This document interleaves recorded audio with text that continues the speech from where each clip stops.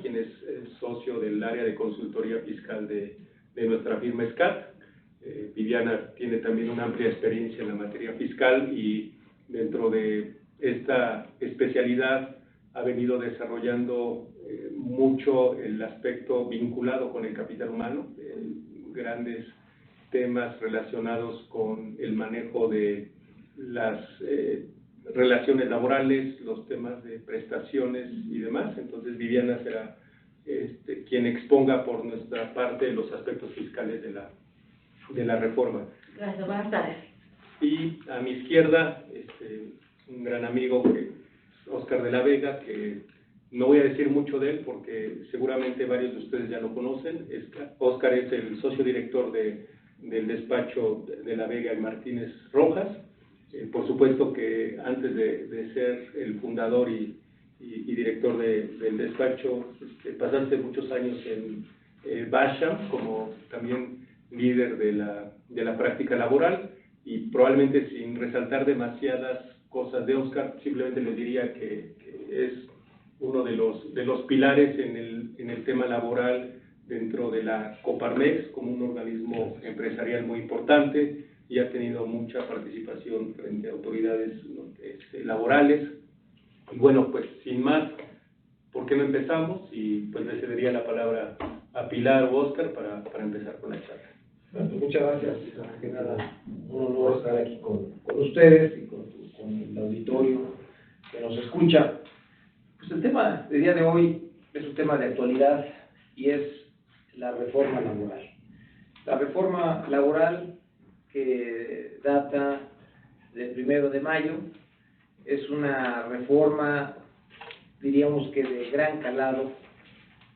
Solo en números, en la parte cuantitativa, fueron 357 artículos que se modificaron, 178 adiciones, 117 artículos que se derogaron, y entra dentro de un contexto muy interesante, porque como lo vamos a ver en las siguientes gráficas, obedece a una serie de compromisos de carácter comercial que el país adquiere en tratados internacionales, y también obedece a un cambio, a un régimen político en el país. Pero además yo creo que lo más importante y lo que debemos de resaltar, yo creo que esto no tendría razón de ser sin reconocer el origen, y el origen data en los bajos salarios del país. México, de acuerdo con datos emitidos por el CIDE, el 70% de la población de México vive con un ingreso familiar mensual promedio, de menos de 14,000 pesos mensuales.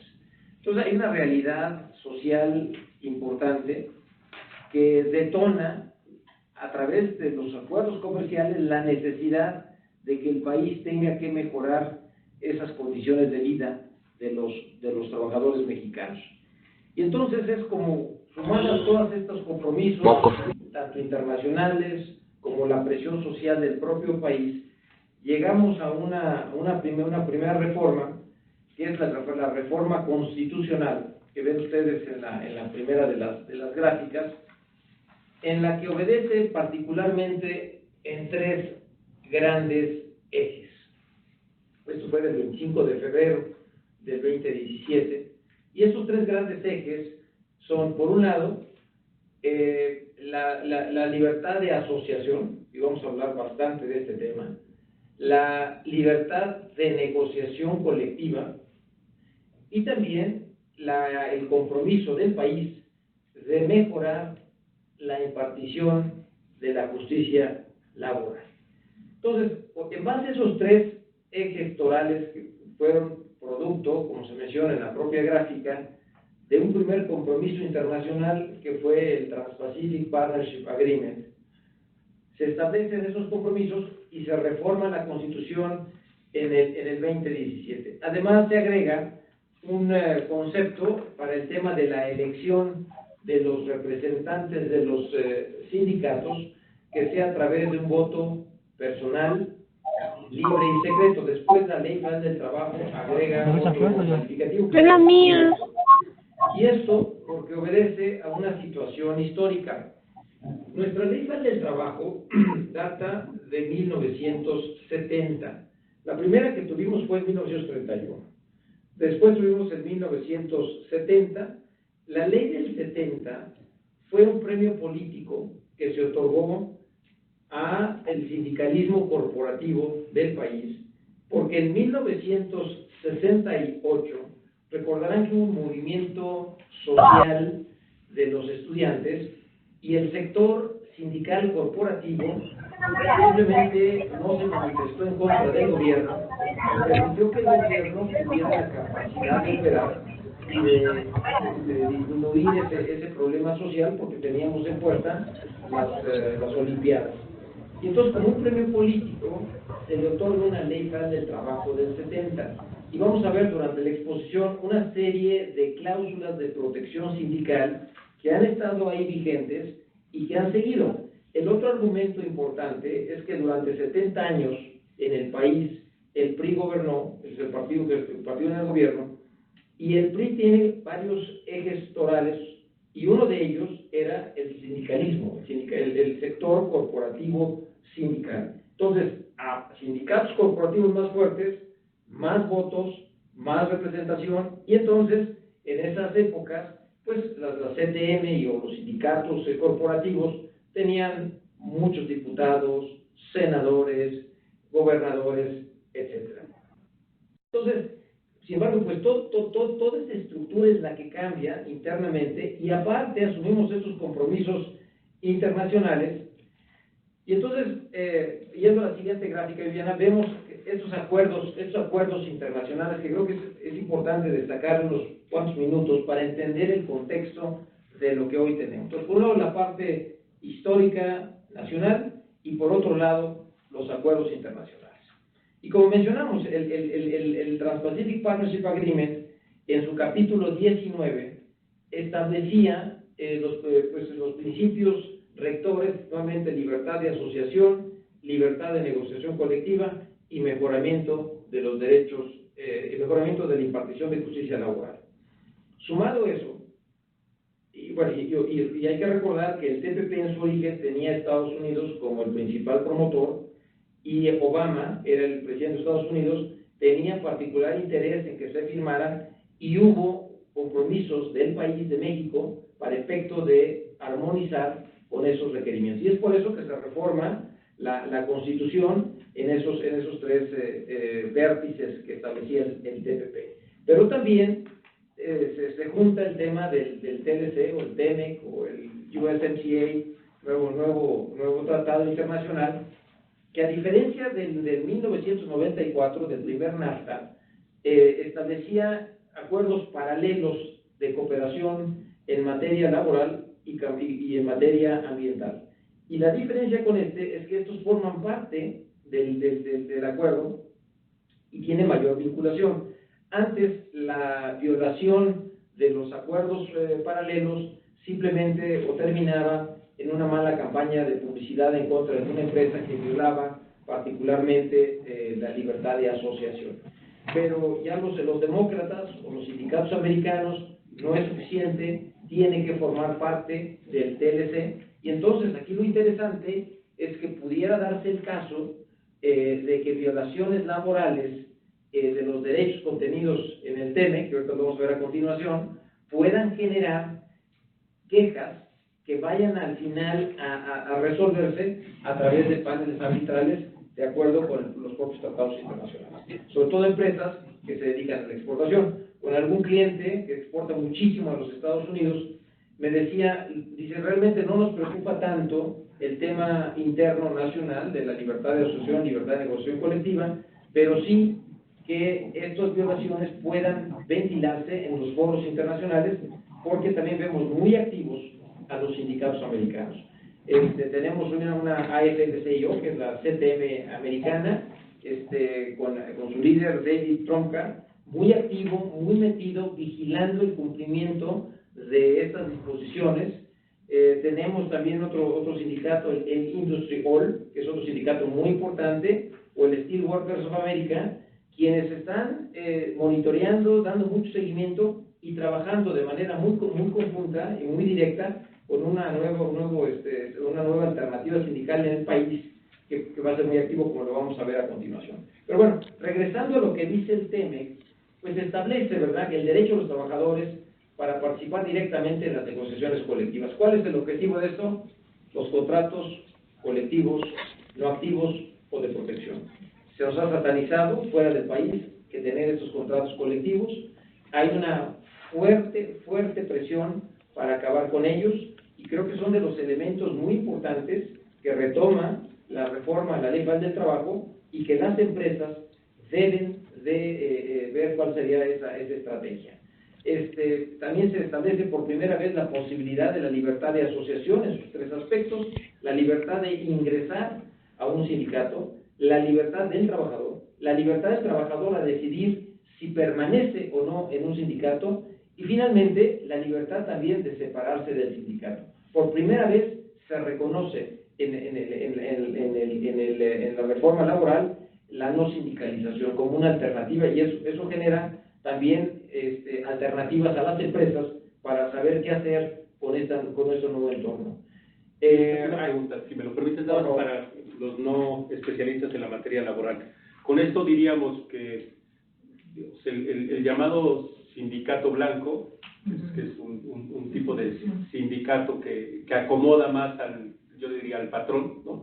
Con este cambio se ve eliminado o se ve afectado, por un lado, es una pregunta. Y la segunda sería si también, digamos, con este enfoque, la parte, digamos, de autonomía que va a tener el trabajador le va a dar más empoderamiento, vamos a decirlo así, y no ser un sumiso de la parte del sindicato. No sé si esto es así o es así. Yo lo tomaría, Jaime, digo, es parte de la columna vertebral de esto. Simplemente, ¿por qué hay sindicatos de protección? ¿O por qué hay sindicatos blancos? ¿Cuál es el origen de este tema? Pues en la ley del 70 se establecía una de las prerrogativas al sindicalismo en general y particularmente al corporativo. Al momento que tienen una toma de nota, esto es una patente para poder actuar, podían pasar por esta bonita calle, en estas bonitas oficinas, y decir: oye, SCATS suena importante, voy a emplazarlo a huelga por firma de contrato colectivo, sin acreditar que ninguno de tus abogados o tus contadores estaba afiliado a ese sindicato.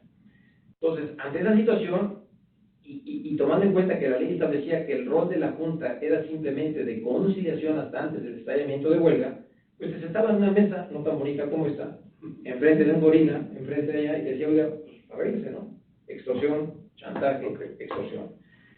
Como una salida, las empresas dijeron: oye, pues así como estos señores tienen el derecho a emplazarme huelga por firma, también yo tengo el derecho a celebrar con ese mismo gorila, versión 2, y con respeto a los gorilas, el derecho también a celebrar contratos colectivos de trabajo sin preguntarle, en el ejemplo que estamos, a sus contadores o abogados si quieren o no un sindicato. Y la consecuencia legal que dice la ley: ya depositado un contrato colectivo de trabajo, ya no puede llegar otro emplazamiento a huelga por firma de contrato y tendrá que irse por otro camino, que es la demanda de titularidad de contrato colectivo de trabajo. Entonces, rampante el número de contratos colectivos de trabajo. Dicho de paso, la AFL-CIO, el señor David Tronca, establece que hay 700,000 contratos colectivos no activos, pero, regresando a tu pregunta de origen, el NAFTA, adelantándonos, establece que en 4 años, todos los contratos colectivos, todos, tendrán que ratificarse por el 50 más 1 de los trabajadores de la empresa o establecimiento. Entonces, la gran disyuntiva en ese momento para las empresas, en el supuesto que tú estuvieras en ese caso, tendrías que decir: oye, para permanecer con este esquema de este sindicato, tengo que ir a preguntarle a todos mis trabajadores si quieren o no quieren. Pero también, para que te emplacen a huelga, se modifica y copiamos el modelo americano. Es una imposición, pues es una imposición por los, el cumplimiento, de acuerdo a los estándares americanos, es el 30% de la gente que trabaja en esta oficina que quiera un sindicato para que den entrada a un emplazamiento a huelga por firma de contrato colectivo de trabajo. Y eso se tiene que acreditar, ese 30%, con una constancia de representatividad, que tiene que tramitar justamente el sindicato emplazante para acreditar que tiene el apoyo de ese porcentaje de trabajadores. Claro, muy bien. Y entonces, es realmente un cambio de 180 grados, porque en México no había la alternativa como empresa, realmente o en la práctica, de estar o no sindicalizado. O tenías un sindicato activo, un contrato colectivo activo, o uno no activo, pero la inmensa mayoría de los negocios tenían que tener un tema, y eso era pagar una cuota anual a un señor que durante 20 años no hizo nada, vivió como rey. Conozco un sinnúmero de líderes sindicales inmensamente ricos y conozco miles de trabajadores totalmente pobres. Entonces, ese es el grave problema que enfrentamos. Lo desafortunado del caso es que no es porque nosotros hayamos por convicción ido hacia en ese sentido, sino es un compromiso comercial, y ahora tenemos que adecuar adecuamos nuestra legislación, y viene la práctica de cuándo empezarán a actuar todos estos temas. Entonces, por primera vez, las empresas tienen la opción de estar o no, de tener un contrato colectivo o un sindicato. Por primera vez, los trabajadores tienen también la opción de decidir si son o no sindicalizados. Y si quieres, vamos adelantando, Viviana, para más cumplir con el tema. Y quisiera detenerme en el convenio 98 de la OIT, un poquito más adelante, y después quiero regresamos a este nivel de diálogo, porque también es otro elemento toral que debemos de considerar. Ustedes recordarán que al inicio de este régimen se estableció o se ratificó un convenio 98, que no es nuevo, data de los años 40, pero no se había ratificado. Y este convenio establece la libertad de negociación colectiva. Nuevamente, es la libertad para afiliarse en un sindicato, para mantenerse en el sindicato o para no sindicalizarse. Pero hay un tema relevante para las personas quienes nos escuchan. Hay un tema, una prohibición específica, la no injerencia de los patrones en los sindicatos.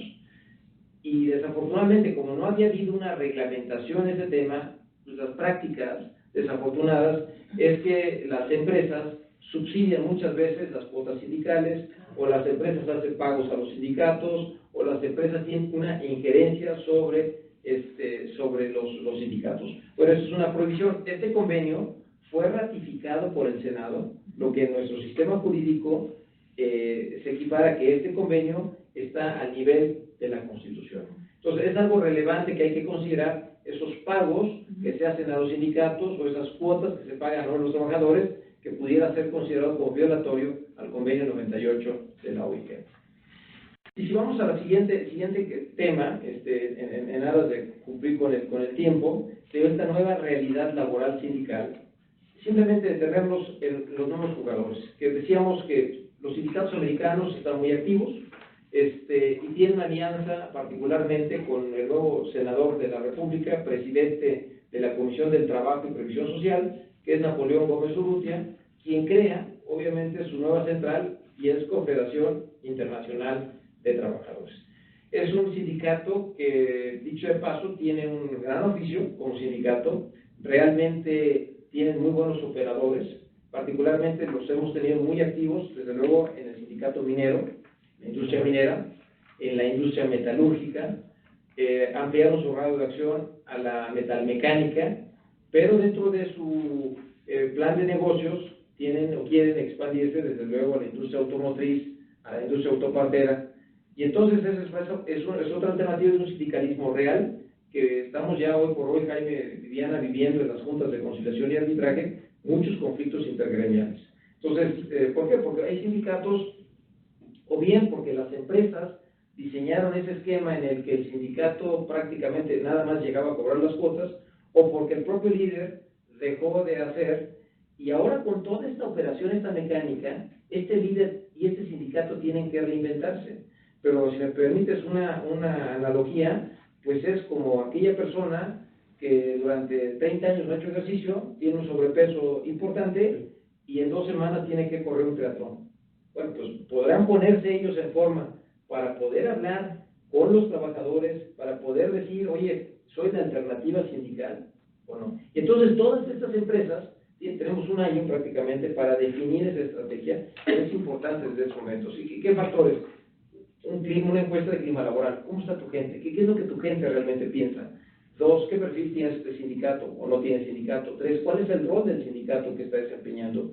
¿Puedo vivir sin sindicato? ¿Qué tipo de salarios tengo? ¿Qué rotación de personal tengo? Son una serie de factores que yo creo que en este momento muchas empresas, no creo, lo estamos haciendo con muchas empresas, en las que tienen que determinar cuál es su realidad en base a este nuevo marco laboral legal y saber hacia dónde vamos. Es una nueva ley, son nuevos jugadores y además un nuevo contexto internacional. Y tal vez para eso, Oscar, a lo mejor no como pregunta, de momento no esperaría una respuesta, sin embargo, con mucho gusto, o reflexión, porque con esto diríamos que se está generando una competencia sindical, ¿no?, para ver qué sindicato ofrece mejores beneficios o condiciones hacia los trabajadores mismos, en función de las necesidades que puedan tener. Pero al mismo tiempo la pregunta sería, si los trabajadores estamos preparados para poder, digamos, recibir un respaldo de un nuevo modelo de sindicalismo, y si eso para las empresas, que por supuesto muchos de nuestros participantes son empresas, empresarios, si eso no va a reflejarse en un incremento de costos, porque el equilibrio va a ser el reto, ¿no? Un líder sindical, o sea, si yo quiero venderme con mi base, pues tengo que ofrecer más cosas. Claro. ¿Y a dónde voy a sacar esos mayores beneficios? De las empresas. Entonces viene el tema de la negociación colectiva directa. Pero no es un ejemplo antes que se me olvide. Ahí mencionamos en la gráfica el tema del activismo de CROC. CROC es el sindicato, la Confederación Regional de Obreros y Campesinos, CROC. El líder sindical es el diputado, hoy el diputado, ex senador Isaías González. Y particularmente en un centro comercial muy importante en el país, se empezó a desarrollar una serie de presiones para efectos de sindicalizar al grupo de trabajadores.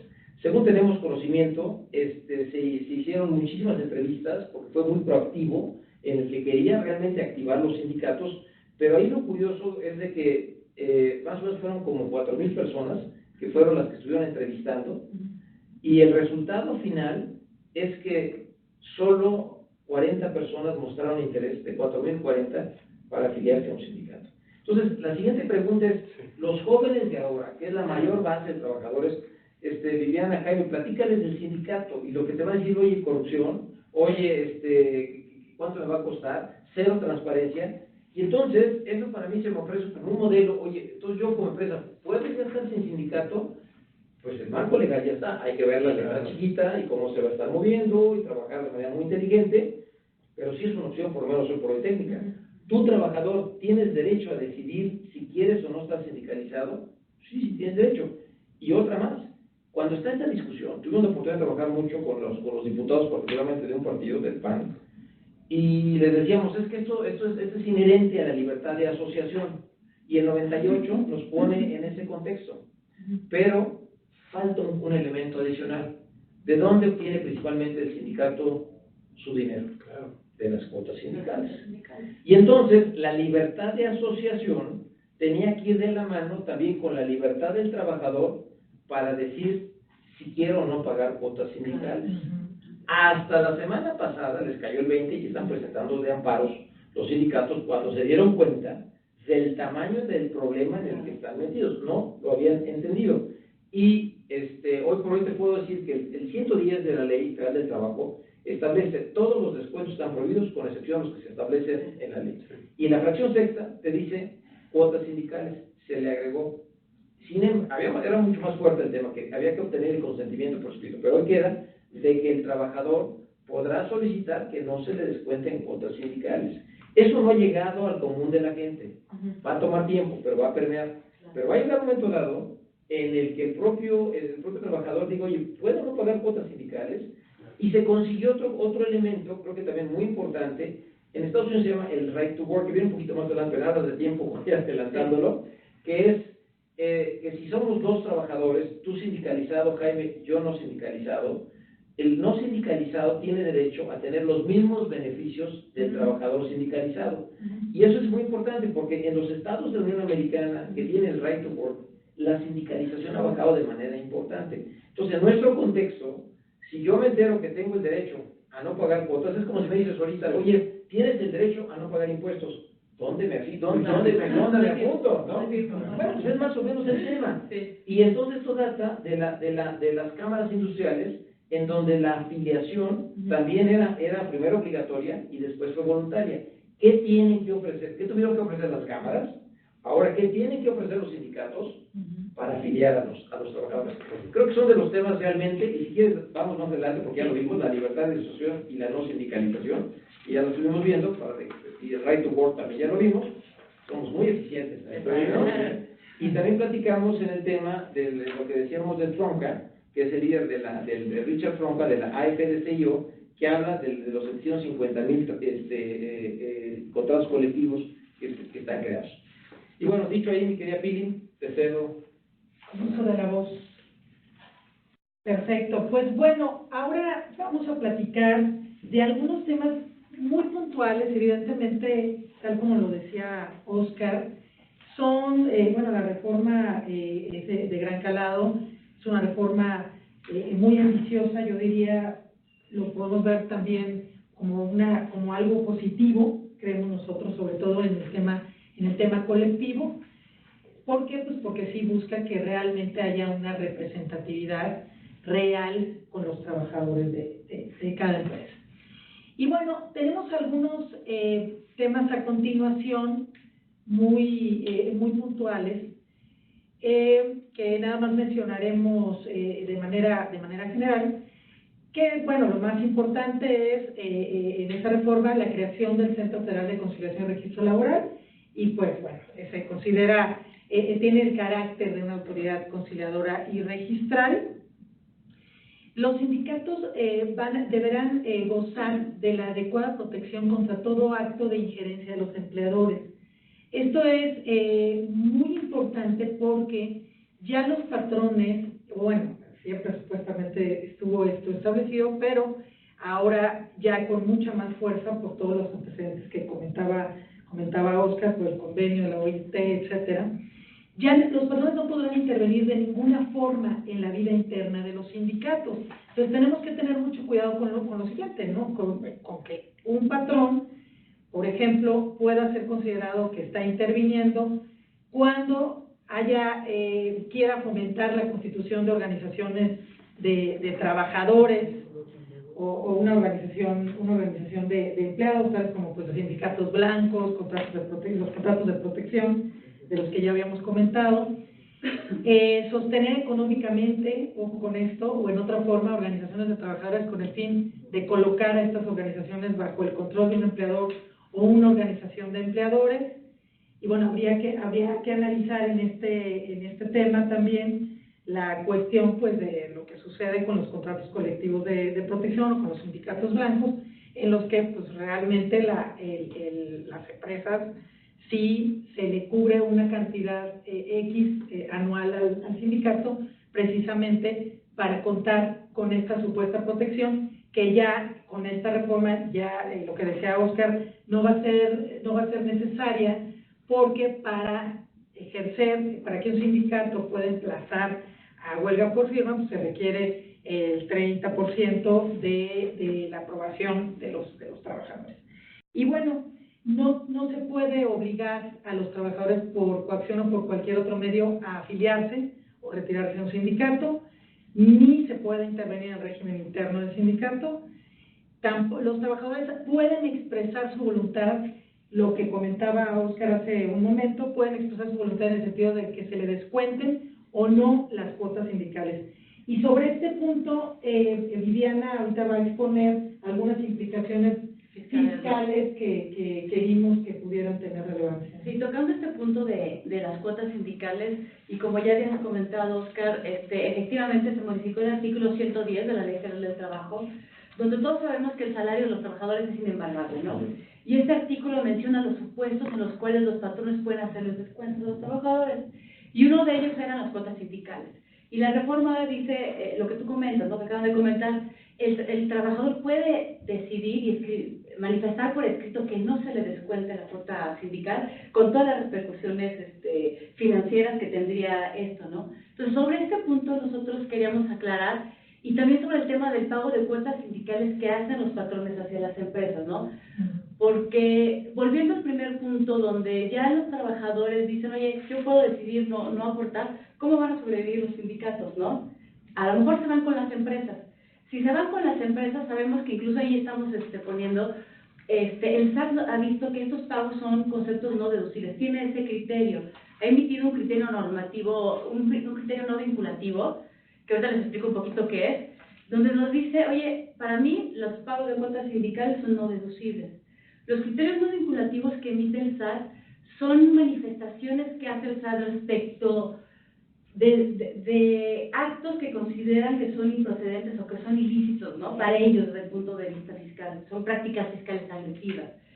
Son criterios que no son obligatorios de cumplir, sin embargo, a las personas que emiten los auditores, ¿no? Tienen que revelar en su dictamen de estados financieros si el contribuyente que están dictaminando están haciendo o aplicando alguna práctica indebida, ¿no? O también quien hace una opinión tiene que manifestar si se está cumpliendo algún supuesto dentro de estos criterios no vinculativos. Entonces, específicamente el SAT ya ha manifestado, ¿no?, su criterio de que las cuotas sindicales que pagan las empresas, pues es un gasto para ellos no deducible. Uno, porque no tiene por qué corresponder al patrón los gastos y costos en que incurre un sindicato. Sí, claro. Bien, pero sucede que algunas veces esas obligaciones están contenidas en los contratos colectivos de trabajo. Ajá, exacto. ¿Sigue siendo el mismo criterio? Eso es lo que vamos ahorita, y que a lo mejor, sobre todo con lo que estamos hablando también de la injerencia, habría que modificar y a ver cómo lo interpretamos. Porque hay otra cosa más, los sindicatos tampoco emiten facturas, no están obligados a ello. Sabemos que son no contribuyentes del impuesto sobre la renta, tributan bajo el título 3 de la ley, y aparte de no contribuir, tienen todavía ventajas adicionales y una de ellas es esa, no facturan, ¿no? Entonces, nosotros sabemos que también para reducir gastos tenemos estos requisitos formales.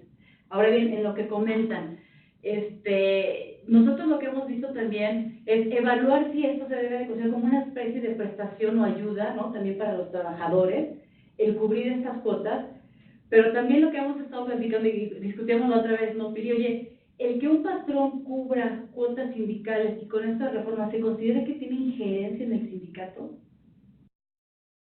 con los ejemplos que dice apoyar económicamente y demás, era una primera pregunta.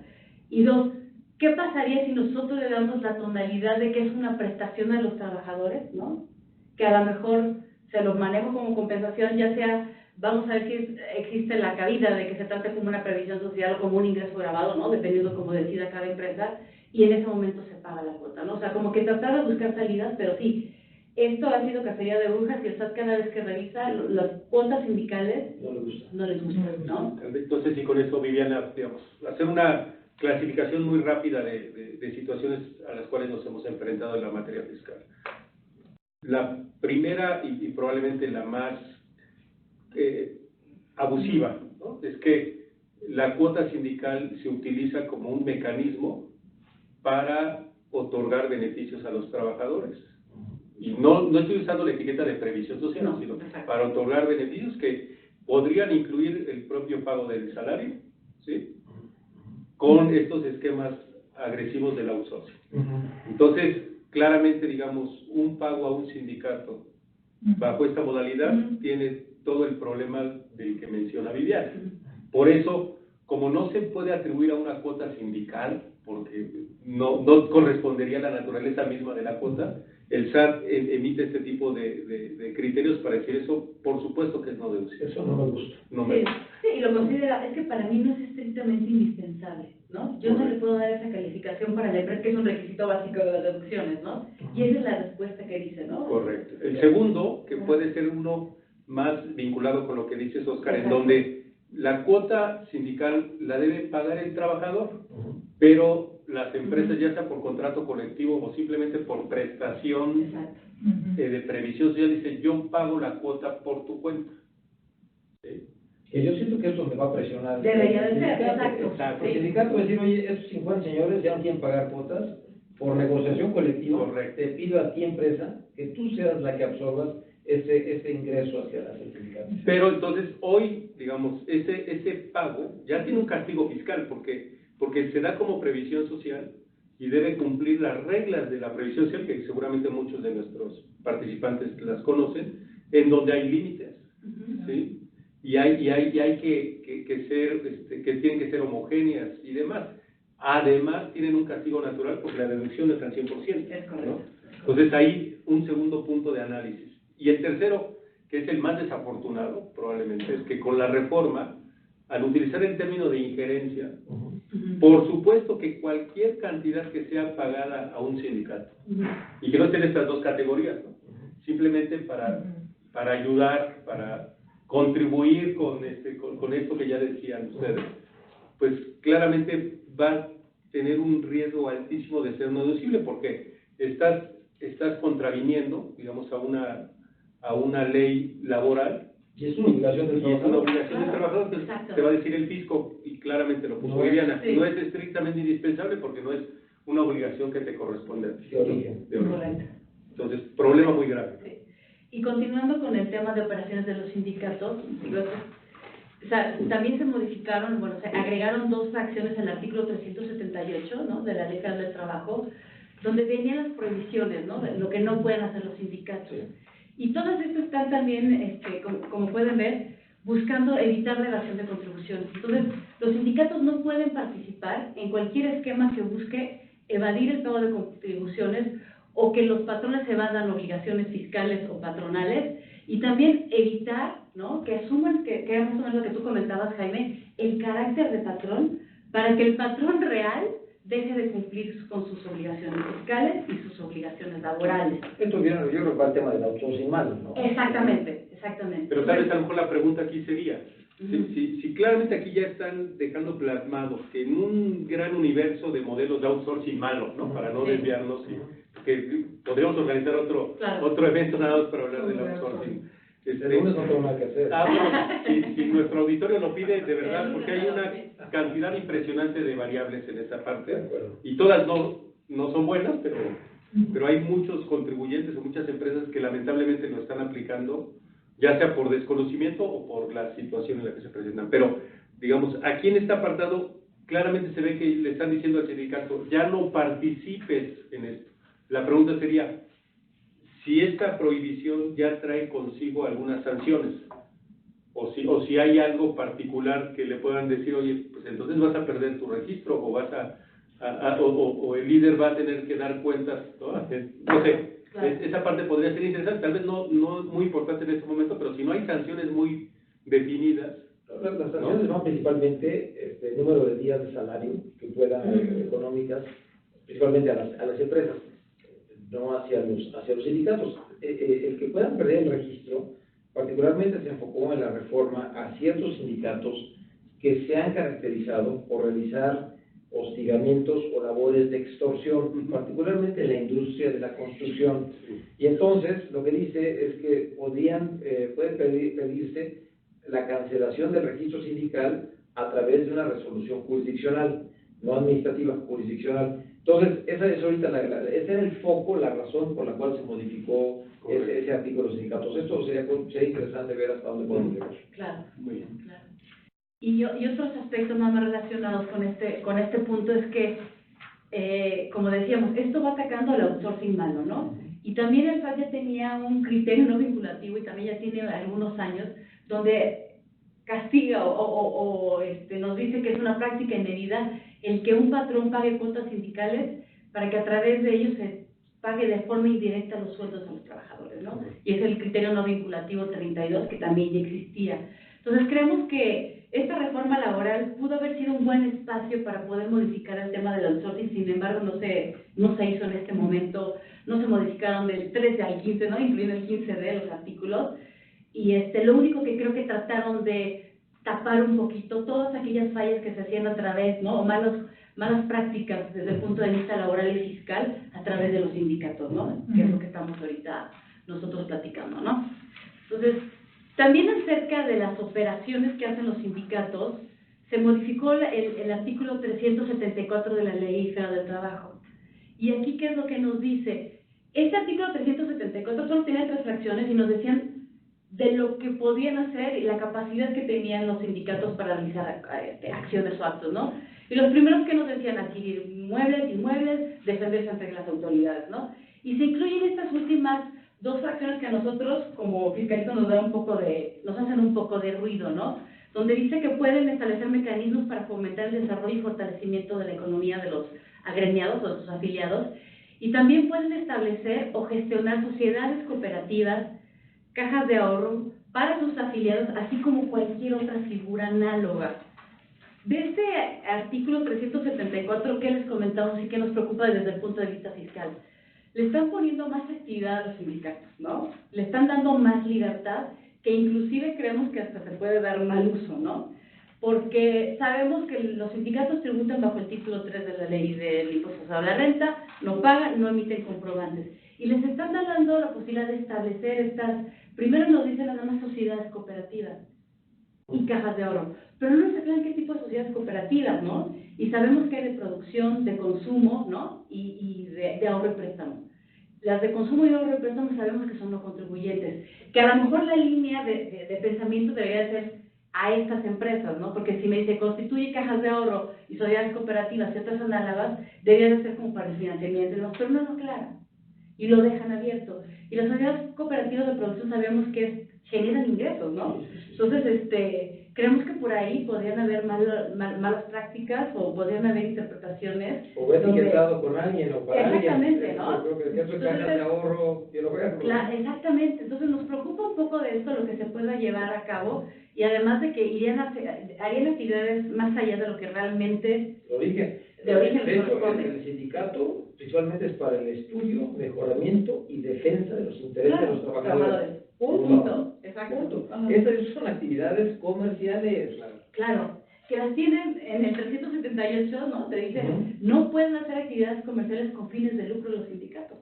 Entonces, si Caja de nosotros... ahorros. Y la caja de ahorro, que lo voy a manejar, qué tipo de sociedad cooperativa es la que yo voy a establecer, ¿no? Entonces, nosotros hemos observado esto y el tipo de sociedad cooperativa y qué se puede hacer, ¿no? Porque puede ir muy lejos, ¿no? Y lo análogo, bueno, peor aún, ¿no? No sé si de los tribunales.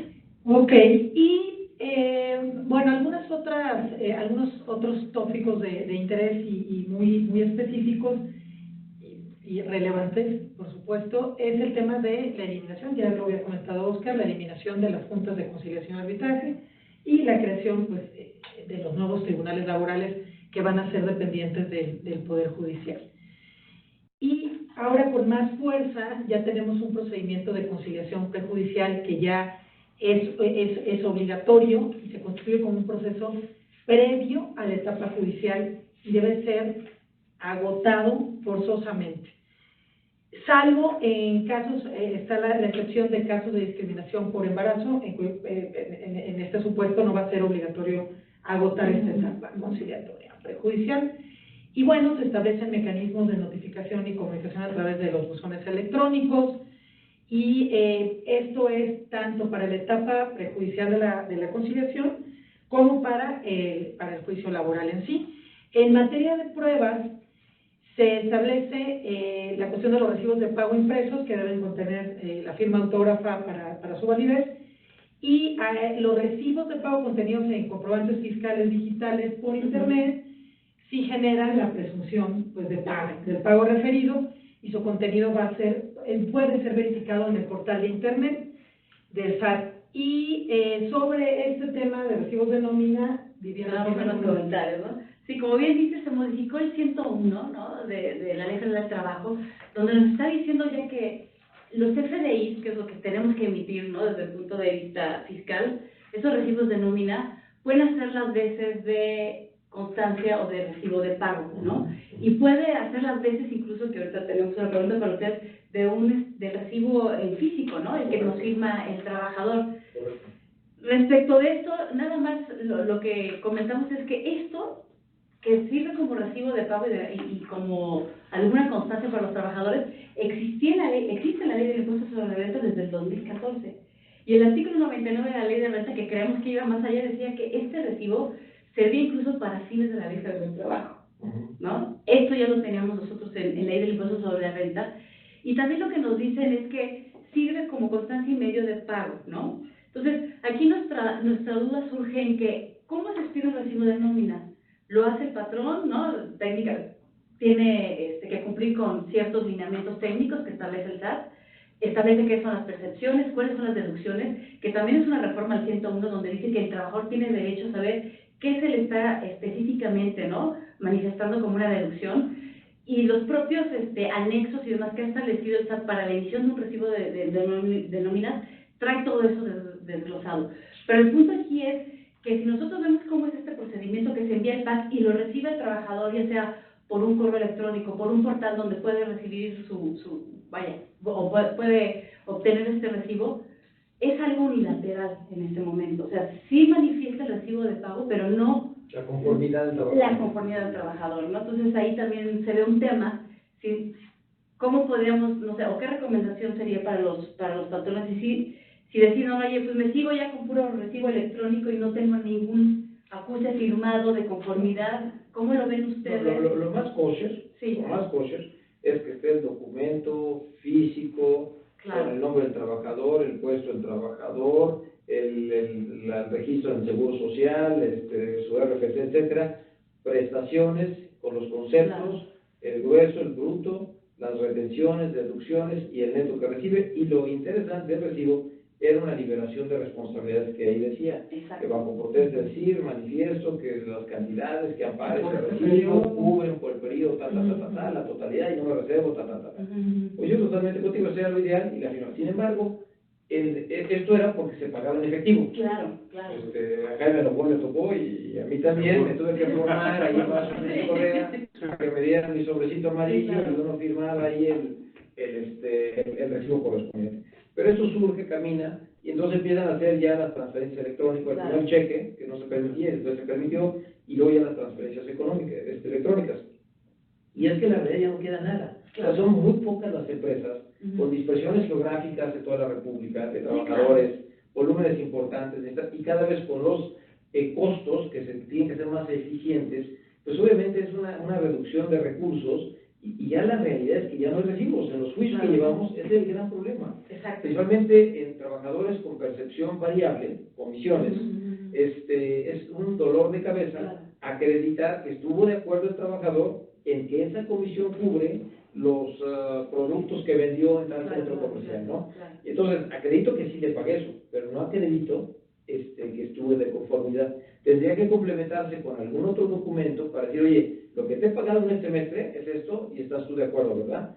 Situaciones que nos puede dar muchísimo en un juicio. Ahora, también la Ley Federal del Trabajo permite la firma electrónica avanzada. Claro. Eso es que puedan firmar el CFDI en electrónico. Claro. Y eso sería extraordinario, porque entonces sí hay el consentimiento del trabajador para ese tema. Yo creo que son de las alternativas que tenemos que buscar, prácticas, pero a la vez eficaces jurídicamente. Claro, nosotros como buscamos siempre también la innovación tecnológica, incluso hemos solicitado, ¿no?, a desarrolladores o con nuestros clientes hemos sugerido, oye, ten tu portal de nóminas donde el trabajador a lo mejor pueda tomar su recibo, descargar su recibo y en ese mismo portal firme y dice, acepto, ¿no? Estoy conforme, ¿no? Pronto. Correcto, no, ese punto que dices es muy valioso porque, digamos, hoy como los comprobantes caminan por internet, se supone que el trabajador te debe dar una cuenta de correo electrónico.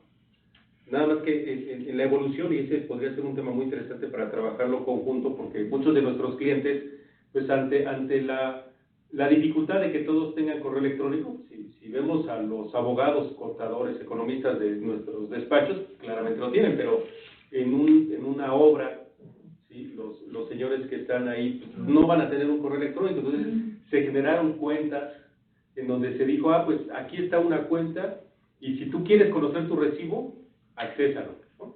Entonces yo creo que lo que dice Viviana es muy importante porque con este enfoque podría pensarse que entonces ya estamos del otro lado, pero con lo que mencionan, pues todavía nos falta. Entonces yo creo que para ayudar a las empresas sí tendríamos que ir, seguramente ustedes con toda su experiencia, para ayudarles a fortalecer su posición laboral, porque no por caminar ahora con esto se estén generando riesgos que antes no existían. Ayuda, porque antes en materia laboral se refería a una presunción, hoy ya es una prueba correcta. Pero efectivamente nos falta el otro eslabón, que es el consentimiento del trabajador. Correcto. Exactamente. Y bueno, bueno, algunas otras disposiciones procesales relevantes que creo que pueden ser de interés de todos ustedes es que, bueno, las defensas que normalmente se utilizaban como patrones eran pues la negativa del despido del ofrecimiento de trabajo y también la negativa del despido lisa y llana. Pero ya con la reforma esto no revierte la carga probatoria y esta situación pues es un cambio que va a afectar a la mayoría de las defensas que actualmente pues utilizamos en la práctica en los litigios laborales. En teoría el proceso deberá ser mucho más rápido porque ya se tienen que acompañar las pruebas a la contestación de la demanda y estas deberán presentarse por escrito 10 días después del emplazamiento y notificación de la demanda. Y anteriormente pues teníamos una audiencia de conciliación de demanda y excepciones, tenemos de conciliación de demanda y excepciones, y posteriormente tenías la de ofrecimiento y admisión de pruebas, y tenías un tiempo bastante considerable para tener las pruebas listas, etcétera, y ahora pues todo va a ser rapidísimo. Y otro cambio importantísimo, quizá para los participantes aquí en el webinar, es que se le concede al patrón la posibilidad de acudir al tribunal laboral para, por la vía procesal, consignar o depositar la indemnización de un trabajador.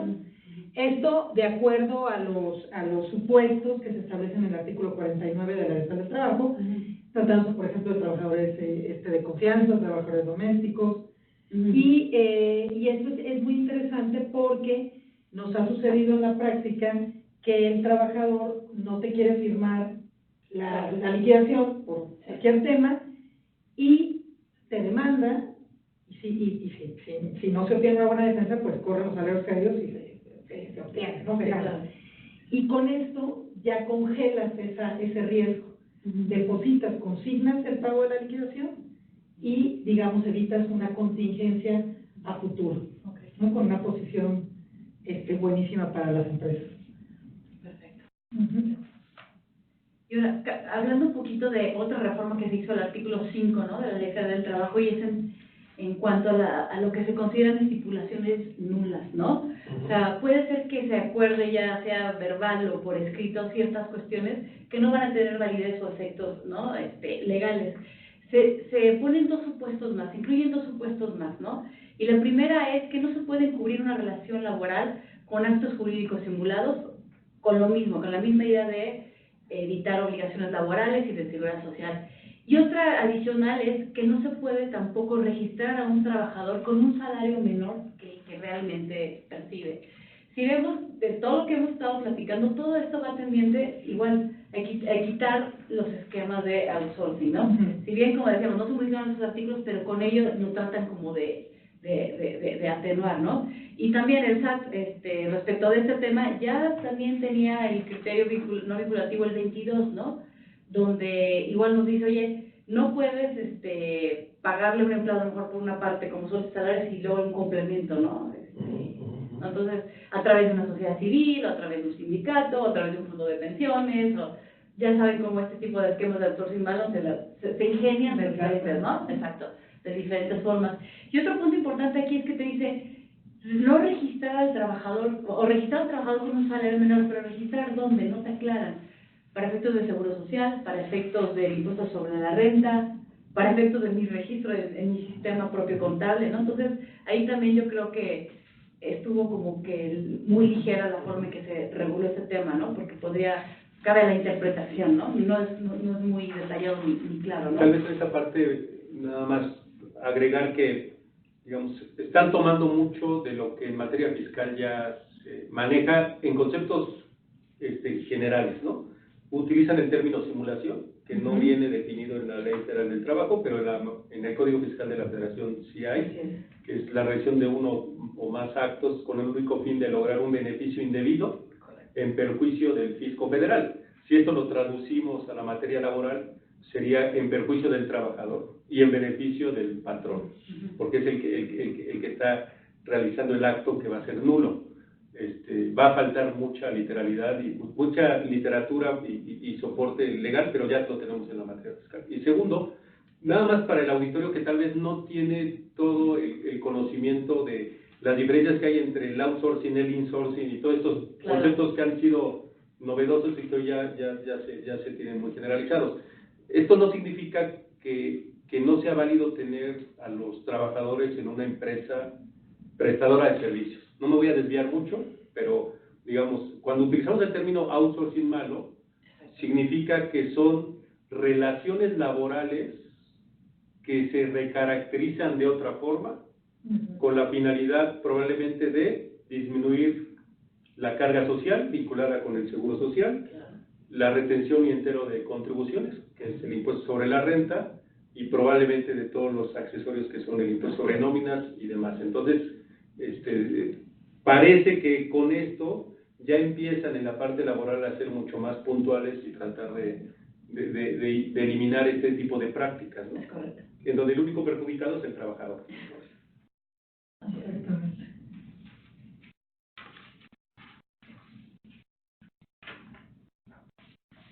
Pues, recomendaciones y aspectos prácticos, ¿no? Pues mira, yo creo que desde el punto de vista laboral, sindical, toda esta reforma que tenemos siempre detona en la opinión del trabajador. Tú tienes un contrato colectivo de trabajo y lo vas a depositar ante la Junta de Conciliación o el nuevo ente que va a ser el Centro de Conciliación y Registro Laboral, y van a tener que acreditar que el 50% más uno está en apoyo de ese contrato colectivo o de ese convenio de revisión, etcétera. Entonces, yo creo que las empresas tienen que voltear, y algo que nos ha dado, yo creo que este gobierno, es tener una mayor sensibilidad a las diferencias sociales. Yo creo que eso a lo mejor ya se nos había olvidado, o lo dábamos por hecho de que sí existían, pero no había esa conciencia como creo que ahora sí está despertando. Y definitivamente ver en tu entorno laboral cómo estás. De veras, es mucho más barato pintar la cafetería que tener un problema de un paro derivado de que no has pintado la cafetería o que la comida está mal, etcétera, etcétera, etcétera. Entonces, primero hay que hacer evaluaciones a través de encuestas de clima laboral y saber cómo, qué piensa tu gente, etcétera. Dos, en todas las empresas hay líderes positivos y negativos. Por ley tenemos 5 comisiones mixtas. ¿Qué son las comisiones mixtas? Son entes que se tienen que crear, organismos que se tienen que crear, en donde hay una representación de los trabajadores, representación de los patrones, en 5 rubros, que es capacitación, adiestramiento y productividad, la comisión encargada de elaborar el reglamento interior del trabajo, la comisión mixta de PTU, la comisión mixta de seguridad y higiene, y la de derechos de antigüedad y ascenso. Entonces, la lógica es que si ya tienes esa obligación legal, pues deja que lleguen naturalmente los que tienen mayor representatividad. Y si estás pensando en que pudieras vivir sin un sindicato, deja que ese comité sea el que se comunique con la empresa, pues para ver las cosas que están mal. En todas las empresas hay un tema de hostigamiento, en todas las empresas hay una inconformidad, en todas las empresas hay un supervisor que se excede, situaciones que hay que componer.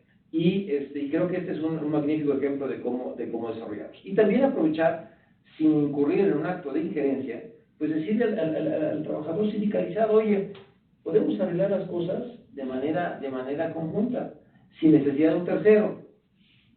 Obviamente, si estás en una industria metalmecánica y estás pagando 180 pesos por día, pues va a ser muy difícil que vivas sin sindicato. Pero bueno, yo creo que son de las alternativas para desarrollar esos liderazgos internos. Yo creo, mi pronóstico es que los sindicatos actuales difícilmente van a reinventarse y van a tener que surgir nuevos liderazgos jóvenes, frescos, derivados de nuestras bases de trabajadores. Entonces, trabajemos con un sindicalismo responsable, con un sindicalismo representativo, y el rol del sindicato pues ya no va a ser para comprarse la camionetota ni el relojote, sino el líder sindical tendrá que buscar la mejor forma con objeto de poder comunicarse con la base de trabajadores. Y para eso capacitar. Bueno, tecnologías, lo hemos visto hoy por hoy, que todas las campañas en las que estamos metidos, temas intergremiales, pues antes era el flyer, o era el papelito, o el volante que se repartía en las entradas. Hoy todos los trabajadores tienen su teléfono celular, y todos reciben el WhatsApp, y todos ven el Facebook. Bueno, pues que la comunicación de las empresas sea utilizando esos mecanismos y esas nuevas tecnologías, esas redes sociales. Todo esto, desafortunadamente, va a detonar mayor tensión en las negociaciones. Y entonces esa tensión pues va a detonar en un elemento natural que se llaman huelgas. Desafortunadamente las huelgas, el sistema está ya muy oxidado, el sistema jurídico, y entonces hay que pensar proactivamente. La ley permite, la reforma dice que después de 60 días de estallar la huelga, el patrón podrá someter al arbitraje la huelga. Es una reforma, antes no siquiera teníamos ese derecho, pero son 60 días para iniciar el procedimiento. Sin embargo, establece como una causa de terminación de la huelga el arbitraje privado. Entonces, a lo mejor analizar en los contratos colectivos de trabajo, insertar esa cláusula para que una vez estallada la huelga, antes no se podría, pero una vez estallada la huelga, se pueda someter a un arbitraje privado y resolver los conflictos, y no repetir lo que sucedió con la Universidad Metropolitana, que después de 90 días todavía no resolvieron su problema. Probablemente una universidad lo pueda aguantar, pero empresas que están en un concepto de just in time o conceptos con muchísima presión en sus entregas y en lo que tienen que desarrollar, pues se vuelve sumamente complicado. Oscar, quisiera hacer una pregunta, aunque antes de eso voy a hacer un paréntesis, porque ya estamos en la parte final de la exposición y probablemente aprovechando la tecnología, quienes tengan alguna pregunta que hacernos, por ahí entendemos que se puede escribir y nos llega al sistema y con mucho gusto podríamos tratar de contestarla. Hago este comentario porque simplemente por el modelo del webinar pues no es posible interactuar durante la charla, pero sí con mucha seguridad. Si alguien tiene una pregunta, trataremos de contestarla. Ahora voy a empezar ahora regreso a mi pregunta, ¿no? Vinculando este tipo de comentario que das como recomendación, conjuntamente con el tema de que desaparece la Junta de Conciliación y Arbitraje, si eso conlleva en realidad a un profesionalismo, ¿no?, del sistema de justicia, y si estamos ya tratando de evolucionar en el equilibrio que en muchas ocasiones se necesita, en donde no siempre el trabajador tiene la razón, porque pues no se le paga de manera injusta, o el patrón tampoco se quiere evitar una cantidad que le debe al trabajador, y termina casi siempre en un arreglo, ¿no?, en la esquinita, con un poco de acuerdo abajo de la mesa.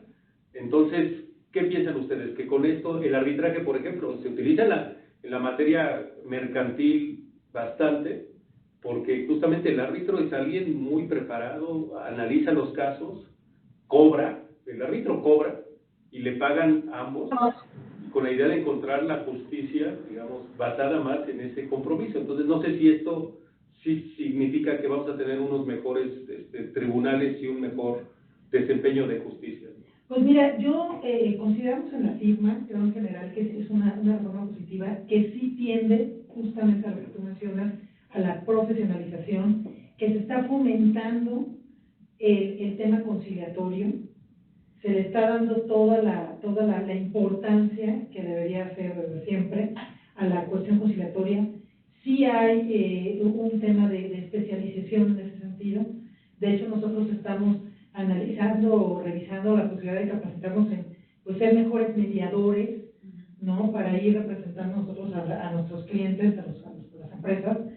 Y sí, yo te diría que es positivo el cambio, y que si se hace como debe ser, y que si se aprueba, como esperamos, el TEMEC, por parte de Estados Unidos, pues bueno, creo que sí se le va a dar los dientes necesarios a la reforma laboral para llevarla a cabo como debe ser. Muy bien.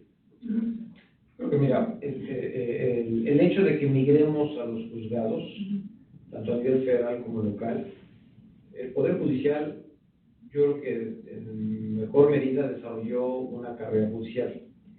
Ya no es lo mismo ir ante el presidente de la Junta de Conciliación y Arbitraje que ir contra un juez federal. Yo espero que se dignifique muchísimo el tema, porque definitivamente se incurrió en una serie de mentiras y de abusos y simulaciones que desafortunadamente crecieron. Una de ellas era negar el despido y ofrecer trabajo. ¿Vale? Negar el despido. Bueno, la reforma hoy dice, oye, eso ya no revierte la carga de la prueba. Entonces, y tienes una parte primero que es una conciliación. Yo tengo clientes que tienen 600 demandas laborales, son grandes. Y muchas veces se cuestiona, oye, ¿todas ellas tienes causa legal para terminar en 600 demandas? Y no es negocio ni para las empresas, ni para los abogados, para nadie es negocio, para los trabajadores. Entonces, ¿por qué no utilizar un filtro previo que está en la ley, que es el tema de la conciliación? Dos son las grandes dudas. Uno, el tema presupuestario. Es decir, porque uno a nivel federal no tiene mucha idea, pero a nivel local o estatal menos. No saben cómo le van a entrar. En los transitorios, que es cuándo está vigente esto, que creo que es muy importante, el primero son 2 años a partir del 1 de mayo del 2019 para la creación del Centro de Conciliación y Registro Laboral, que tendrá que crearse. 3 meses para que se cree un protocolo para comprobar la ratificación de los contratos colectivos de trabajo. Ya está el borrador, ya lo hicieron, ya está el borrador, y básicamente lo que dice es que las juntas federal y local van a hacer las labores que realizaría este Centro de Conciliación y Registro Laboral para verificar que los contratos colectivos de trabajo son aprobados por el 50% más uno de los trabajadores.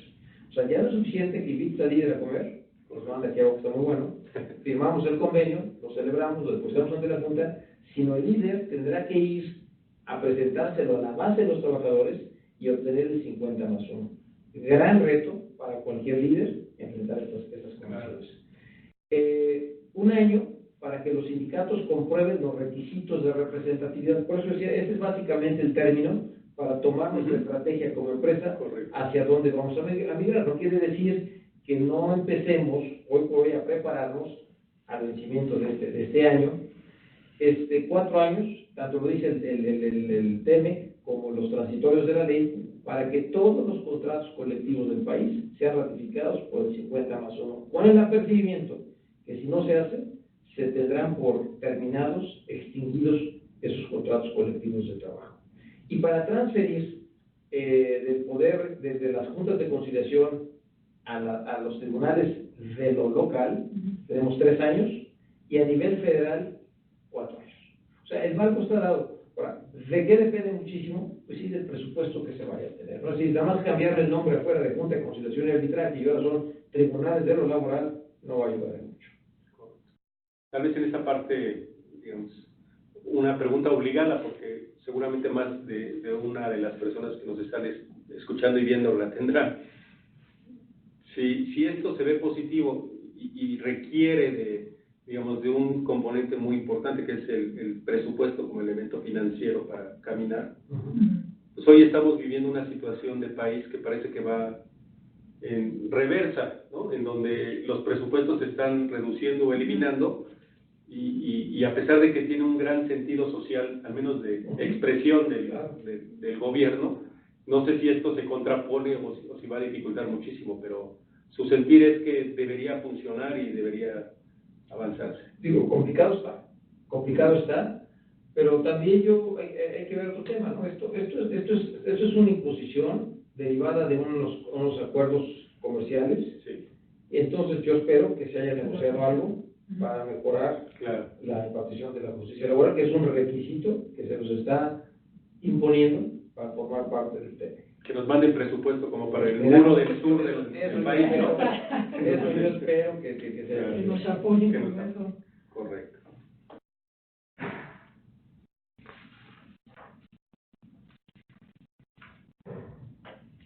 Otro último tema que todos es nuestro dolor de cabeza. El outsourcing. No se modificaron el outsourcing, pero sabemos que a lo mejor en el siguiente periodo legislativo se puede tocar ese tema. Sí. Creo que se estuvieron, digo, usted tiene mayor conocimiento de ello, pero se recibieron y se estuvieron analizando diversas iniciativas que iban desde derogar todos los artículos 15, ¿no? 15A, 15B, ¿no? Todos esos artículos, o también algunas que señalaban que, oye, con que se mencionen el contrato y que te cerciores que cumplan con obligaciones, puede seguir el outsourcing.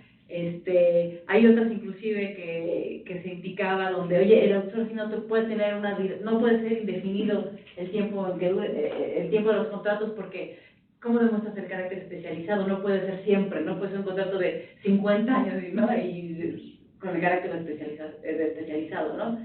Entonces, creo que esto va a dar para más, ¿no? A lo mejor van a haber cambios futuros, ¿no? En los temas de estos artículos que hemos platicado del outsourcing. No sé cómo lo ven ustedes.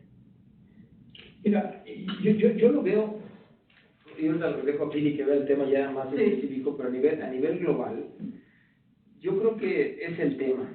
Hay una serie de resoluciones aisladas por parte de los tribunales que penalizan, porque consideran que es una simulación, el anglicismo insourcing. Y dicen, de hecho tenemos una de un juez allá de Guerrero, un magistrado, que en suplencia de la queja se mete al internet y dice no es posible que esta empresa no pueda tener empleados, y entonces en base a eso considera que no hay empresas sin trabajadores, y luego entonces genera una relación de trabajo con esa empresa. Y son todavía aislados. Pero sí vemos una tendencia natural de este gobierno, no le gusta el insourcing correspondiente. Entonces va a haber seguramente una fuerte presión para evitar esas prestadoras de servicios internas por parte de la empresa. Y esto debemos, yo creo que de empatarlo con el porcentaje del PTU. El porcentaje del PTU en el mes de marzo de este año cumplió 10 años. Y por ley, cada 10 años debe revisarse ese porcentaje. Antes, realmente no nos preocupaba como sector, porque teníamos las insourcing y sabíamos que de alguna manera era una forma de controlar y mantener la competitividad de las empresas. Pero viendo esa tendencia que viene, que es la segunda ola que viene, pues van a penalizar esas insourcings o esas empresas prestadoras de servicios.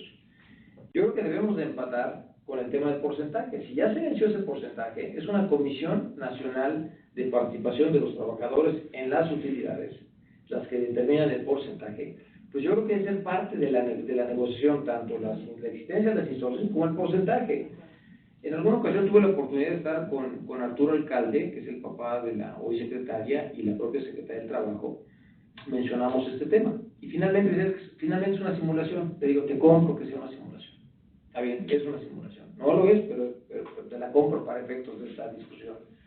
Pero no se te olvide que en México, y ustedes son los expertos en eso, pero dicho en números muy generales, es un 30% de ISR, de impuesto corporativo, más o menos 5% en dividendos, es un 35%, y a eso le vamos a sumar ahora un 10% de PTU, nos vamos a ir a un 45%.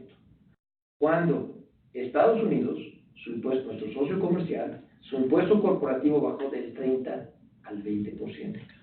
Claro. ¿Dónde está la competitividad del país? Claro. Y sí, te puedo decir que sí hubo una reacción positiva en ese tema, dices que no es político, ¿sí? No es políticamente negociar, pero yo creo que tenemos que enfrentar este tipo de situaciones y establecer un porcentaje correcto, acorde, porque el que tenemos tiene más de 30 años. Hace 30 años, los CETES representaban más allá del 120, 130% de interés anual. La inflación era rampante. El 10% a lo mejor sonaba razonable. Hoy un 10% es altísimo. Entonces tenemos que entrarle de fondo al porcentaje, al costo. A lo mejor sí van a desaparecer las insourcings, pero bueno, pues ya estaremos sobre un costo adicional, pero no en estos porcentajes porque nos dejan fuera de competitividad a cualquiera de las empresas que están presentes en el país.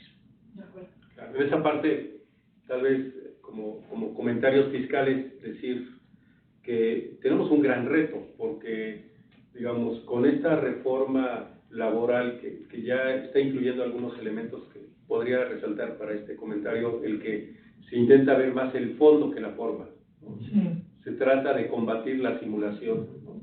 Lo traducimos a la parte fiscal y resulta que también las leyes fiscales así han venido caminando, pero resulta que nuestras autoridades parece que no lo quieren reconocer y ahora sigue siendo todavía más importante la forma que el fondo. Entonces, con el castigo al que no comete la infracción, sino al que, además de eso, es víctima, ¿no? Porque hoy castigan a las empresas cuando pues el que dejó de pagar el impuesto fue su proveedor o fue el que maneja el outsourcing, que sin decir lo que es malo, lo vende como bueno. Entonces, creo que en este apartado, Oscar,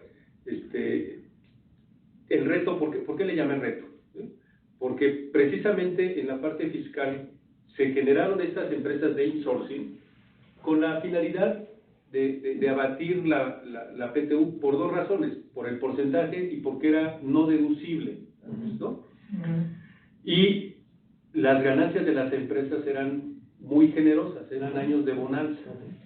Simplemente nosotros, en el contexto que vemos con nuestros clientes multinacionales y las grandes empresas mexicanas, simplemente la apertura comercial, la competencia, ha provocado que las utilidades disminuyan, ¿sí? Hoy una empresa multinacional con estos temas de los precios de transferencia y la decisión de dónde tienes tu centro de manufactura, dónde distribuyes, verdaderamente ven a México bajo la definición natural de lo que es el mercado mexicano o del activo que provoca México. Por eso el sector maquilador es importante, ¿sí? Porque tiene una gran potencia en la mano de obra. Entonces, bueno, ¿qué le corresponde a México grabar? Pues nada más la porción de la mano de obra, nada tiene que ver la distribución ni tampoco el uso de la propiedad intelectual. Entonces, cuando lo traduces, digamos, al tema de utilidades y ves, a lo mejor con un sentido ya más a lo mejor más preciso, digamos, hoy ese 30% que se paga, si hablas de un empresario mexicano, ¿sí?, tiene que pagar un 12% adicional, porque se le retiene un 10% por dividendos y además él tiene que reconocer un 5%. Entonces ya tiene un 42%. Y el 10%, si el combate al modelo del insourcing termina en obligar que los trabajadores estén ahí, si bien ese 10% es deducible, se convierte en un costo del 7%. Te lleva a un 49% de carga, ¿sí?, fiscal altísima. Y un extranjero, ya ni decirlo, porque ya lo mencionabas. Entonces, nos parece que precisamente la reestructura debe contener el tema del porcentaje de PTU por un lado, pero probablemente también, digamos, como que esa tranquilidad que deben tener los contribuyentes, ¿no? No sé, Viviana, tú has tenido muchos casos en donde el SAT llega y te desconoce el pago que le haces a una empresa de servicios, llamémosle así, ya sea tu insourcing o el prestador de servicios, no le llama outsourcing, y te quita, digamos, la deducción en el impuesto sobre la renta, el acreditamiento de IVA, cuando la solución, la hemos platicado mucho, nosotros hemos participado en reuniones con las autoridades fiscales, desincentiva el uso del outsourcing, no como un camino para perjudicar al empleado, sino para dejar de enriquecer al proveedor, al dueño del outsourcing, ¿no? Porque ellos se enriquecen porque se quedan con el IVA que tú les pagas, ¿sí?, y además dejan de pagar el impuesto sobre la renta. Entonces, ese es un problema gravísimo, ¿no? Sí, eso es, del día a día se presenta, ¿no? Las prácticas que tiene, ¿sabes?, de desestimar todos estos gastos que para las empresas son reales, ¿no? Para las empresas son gastos reales, pero que como dices tú, la empresa de outsourcing es la que se está haciendo millonario, ¿no? Y lo que se ha hecho el SAT como que para tratar de calmar las aguas con toda esta revolución que se armó con el outsourcing, como todos saben, trató de resolver todo esto diciendo, oye, pues, mientras obtengas información de retenciones, transacciones que se emitan los FDI, obtén los pagos de IVA, ¿no?, de la prestadora de servicios, los pagos de seguro social, para mí estoy bien, ¿no? Y se puede también usar el aplicativo, ¿no? Pero como que la reforma debe ir más allá, ¿no?, de lo que todos ustedes han estado ahorita bien comentando, ¿no? O sea, realmente atacarlo lo que son los esquemas de simulación. Claro. O sea, lo que estábamos comentando como outsourcing malo. Exacto. Más que el insourcing en sí, exactamente. atacar realmente es... Sí, porque aparte tiene más razones, comenzando la PTU, pero también la protección de activos, ¿no? O sea, tienen otras razones del insourcing, eficientar los activos, ¿no? Para una empresa puede tener diversas divisiones, diversas empresas, pues le conviene tenerlas concentradas, ¿no?, en una empresa para poder, ¿no?, ir transmitiendo los costos, ¿no?, de los empleados que van asignando diversas funciones, ¿no? O sea, hay muchas razones del insourcing, ¿no? No es una simulación realmente, ¿no? Entonces, como que se atacar de fondo cuál sería el problema, ¿no? Pues ya con esto terminaríamos el material que queríamos exponerles el día de hoy. Sin embargo, tenemos tiempo para algunas preguntas y respuestas que nos han llegado. Se los voy a leer. A ver, ahí les va, dice: ¿consideran que utilizar el nuevo esquema procesal que se señala en el artículo 991 bis, el patrón podrá depositar ante el tribunal la indemnización a que se refiere el artículo 49 de la ley, así como el pago de la prima de antigüedad prevista en el 162 y demás prestaciones? ¿Detendrían los salarios caídos en caso de que un trabajador demande estas indemnizaciones y se sujete esa controversia en diversos expedientes? Una pregunta que Es creo una que pregunta. es una sola pregunta que tal vez les mandamos la cuota por hora que tienen para que porque es tan técnica Está muy técnica. pero no, Sí, muy es técnica. el nuevo esquema que comentas, ¿no? Que se Mira, tiene que... yo a lo mejor muy general, digo, Sí, muy sin general, porque entrar está al muy técnico. detalle Exacto, de exacto. la pregunta que debe tener ya su problemática pero específica. El punto está, como apuntaba Pilar, se aplican solo ciertos casos, trabajadores de confianza. Ahorita todas las empresas están revisando sus tabuladores. ¿Cuáles son de confianza? El artículo 9 de la Ley del Trabajo establece que son actividades de vigilancia, supervisión e inspección de carácter general. Porque antes eran los sindicalizados y todos los demás de confianza, pero hay un grupo importante de trabajadores que están en medio, que pueden ser sindicalizables y no son específicamente de confianza. Entonces, primer punto, que sean de confianza, con una antigüedad menor de un año, que sean trabajadores domésticos, ¿verdad? O trabajadores eventuales, o en contacto con el patrón. En esos casos de excepción, entonces sí la empresa pues, puede decir, oye, ya no te quiero. El trabajador tiene dos acciones, la de indemnización y la de reinstalación. Pero la ley también dice que podemos canjear la de reinstalación por el pago de la indemnización. Antes de la reforma, teníamos que llevar todo un proceso para decir que estuvo bien calculada la indemnización en caso de reinstalación y se seguían generando los salarios caídos. Hace 2 años los salarios caídos, además de, lo hacía inviable. Entonces, hoy por hoy, mediante el depósito, bien hecha la liquidación, a través de un procedimiento paraprocesal, que se menciona, Sí, poderlo depositar esa indemnización porque el trabajador no la aceptó, y la litis estaría desde que está dentro de los casos de excepción, sí o no. Si sí está bien o mal calculada la indemnización. Está bien calculada, se acabó, no hay salarios caídos. Perfecto, gracias. Hay otra pregunta más. ¿Creen que el aplicativo del SAT, donde se acreditará la información de los trabajadores, entre en corto plazo en una nueva reforma laboral? ¿O qué tomarán en cuenta para la subcontratación a corto plazo?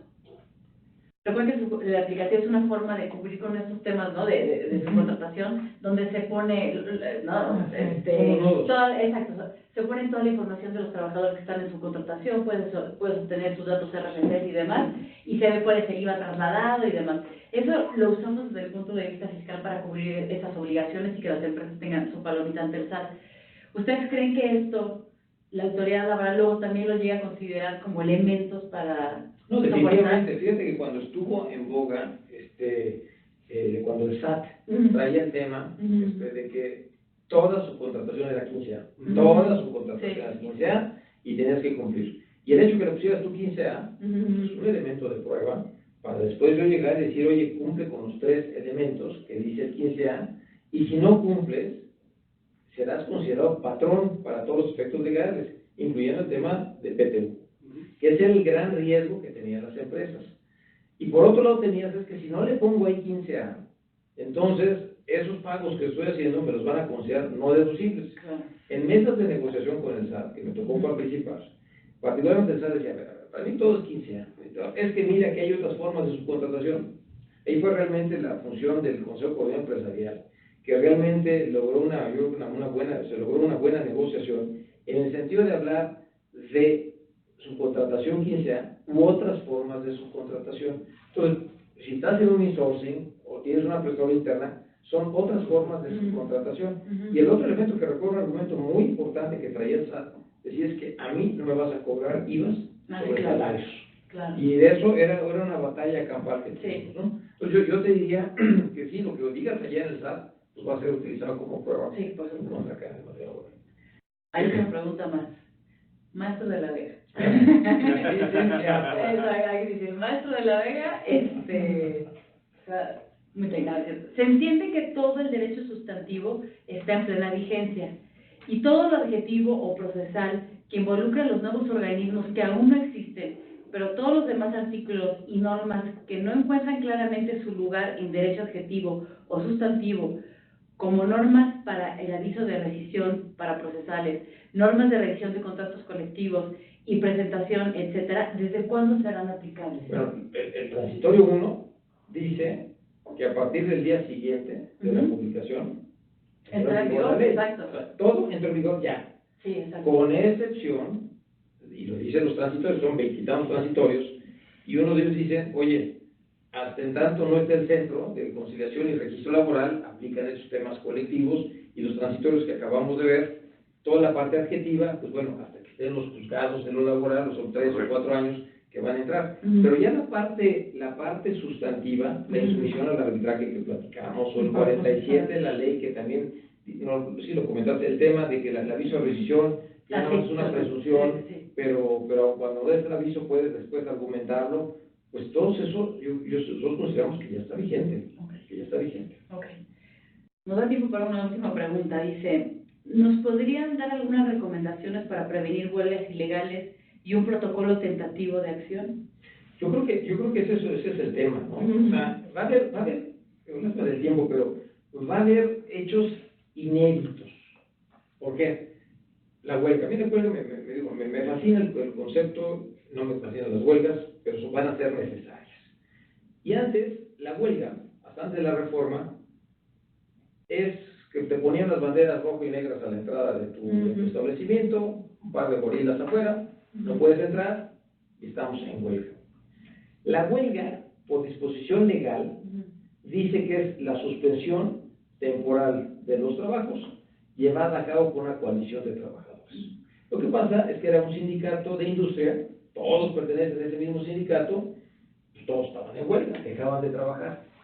Pero ahora lo interesante e inédito, y ya no tuvimos tiempo de entrar a ese tema, dentro de tu población de trabajadores, porque ya se vale la no sindicalización, va a ser si trabajadores que están afiliados al sindicato de industria tradicional, pero también vas a tener trabajadores quienes no estén sindicalizados, y vas a tener otro grupo de trabajadores quienes estén sindicalizados con un tercer sindicato o cuarto sindicato. Y entonces el sindicato de industria va a estallar la huelga, suspende los trabajos, pero Pilar, que está no sindicalizada, dice, oye, yo sí voy a entrar a trabajar, yo sí voy a entrar a trabajar. Y el del otro sindicato de especialidades tiene el derecho a trabajar. Entonces, obviamente, va a haber unas fricciones muy fuertes porque la costumbre es que nadie entra. Sin embargo, en la pregunta tocan un dato relevante, que hay dos incidentes muy importantes en materia de huelga. El de inexistencia, que es cuando no se cumplen los requisitos de fondo, forma y mayoría obrera. Y por otro lado está la de ilicitud de la huelga, que cuando la mayoría de los trabajadores huelguistas incurren en actos de violencia, y la violencia puede ser física, verbal, etcétera, el patrón puede dar por terminadas esas relaciones de trabajo con causa. Entonces, y esto viene al cuarto para el ratito. O sea, cuando ya empecemos con toda esta dinámica, se van a presentar todos hechos inéditos, porque antes simplemente todos eran sindicalizados y todos pertenecían al mismo sindicato. Entonces, la respuesta a la persona que formó ese tema, pues primero, analizar muy bien cuáles están sindicalizados, pueden ser sindicalizables, y dos, desarrollar sí un plan de crisis. Es importantísimo, o sea, sí se van a dar las huelgas. Y entonces, ¿qué van a hacer? Desde tener cosas muy básicas como el poder para poder comparecer, o tener el listado de trabajadores, o la forma de comunicarte vía los teléfonos celulares que todos tienen, o establecer este tipo de incidentes, o simplemente el diagrama político, porque a lo mejor sucedió en Matamoros, el problema que hubo, el presidente municipal de Morena, el gobernador panista y la secretaria de Trabajo morenista. ¿Con quién vas? ¿Qué vas a decirle? Entonces, todos esos esquemas son los que hay que desarrollar en este plan de crisis para saber cómo operar y saber cómo establecer una estrategia en ese escenario. No sé qué decir esa pregunta. Sí, yo quisiera abonar un poco respecto a la respuesta de Oscar, en el sentido de que sí es bien importante el diálogo abierto con los trabajadores hoy día, o sea, la comunicación que tengan. Pero antes de eso, tienes que tener, yo le llamo una radiografía o un diagnóstico de cómo estás dentro de la empresa. Y para eso requieres primero hacer, evidentemente, una evaluación, recomendamos nosotros igual una sociometría, una encuesta de satisfacción del personal bien hecha, no la que se aplica normalmente así de muy light, sino algo a fondo en el que se profundice, sobre todo en el tema sindical. Por supuesto, un análisis legal laboral, en el sentido de cómo están tus vecinos también, qué estipulaciones o qué condiciones laborales manejas en tu contrato colectivo, en qué puedes mejorar esas condiciones, esas prestaciones. Y una vez teniendo todo este análisis, tú ya puedes, con base en la información, tomar una decisión para ver qué te conviene hacer. Establecer lo que dice Oscar, el plan de crisis, plan de manejo de crisis es importantísimo, pero una vez teniendo el diagnóstico. Y también, con base en eso, decir, bueno, ¿qué nos conviene más? Mantener una vida sindical, por ejemplo, light, o mantener un sindicato realmente activo, o de plano, la no sindicalización, porque pudiera también funcionar. ¿Otra pregunta más? ¿O algún comentario adicional? ¿O una pregunta? Ahí todavía. Hay una más. La última. La última. La retención del FONACOT tiene mayor prioridad en el recibo del trabajador que la del Infonavit.